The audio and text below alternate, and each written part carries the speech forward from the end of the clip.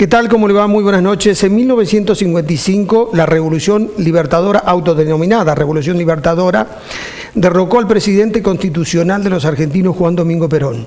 Luego, el peronismo vivió 18 años de proscripción, Perón en España.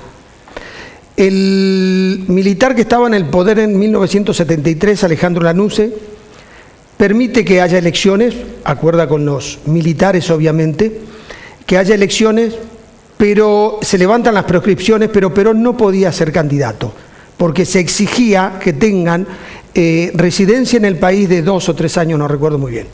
Perón estaba en España. Por lo tanto, el candidato del Frente Justicialista de Liberación, el candidato peronista, fue don Héctor Cámpora.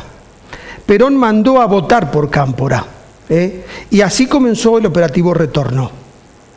Bajo la consigna de lucha y vuelve, bajo la consigna de Cámpora al gobierno, Perón al poder. Cámpora ganó las elecciones el 11 de marzo de 1973, asumió el poder el 25 de mayo de 1973 y 49 días después renunció. Por eso en Argentina en ese año, en 6 meses, hubo 2 elecciones a presidente de la Nación. ¿Qué hizo Cámpora?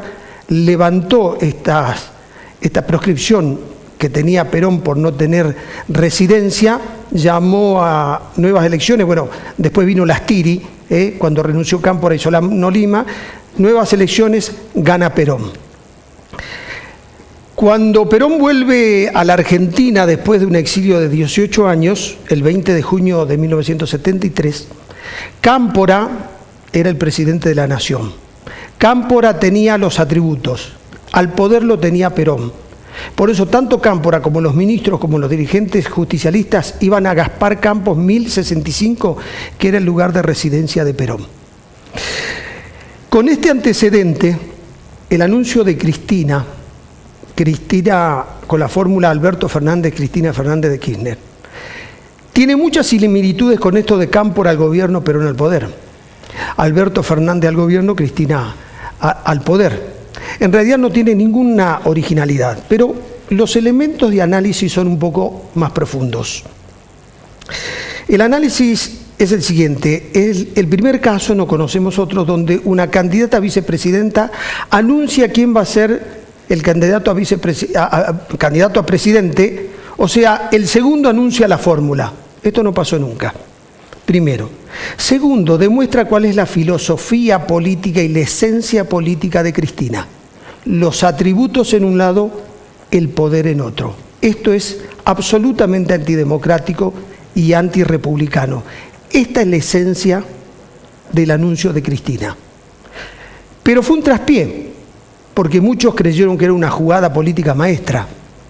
Fue un traspié.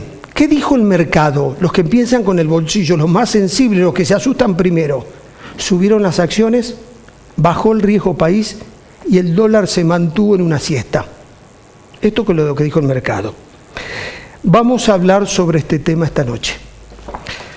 También de qué vamos a hablar esta noche. Vienen 2 candidatos a intendente. Uno está en el cargo y el otro aspira por primera vez. El que está en el cargo, o sea, quiere la reelección. Vamos a hablar sobre los complejos desafíos que tienen la urbanización. Ustedes saben muy bien que las ciudades requieren electricidad, requieren agua potable, transporte, conectividad, espacios públicos, seguridad, requieren asfalto, ¿Cómo hace un intendente para poder satisfacer todas las demandas, teniendo en cuenta que los presupuestos municipales están pensados para municipios con menos funciones y para ciudades mucho más pequeñas, que ahora han crecido numéricamente por la gran migración interna que hubo en Tucumán?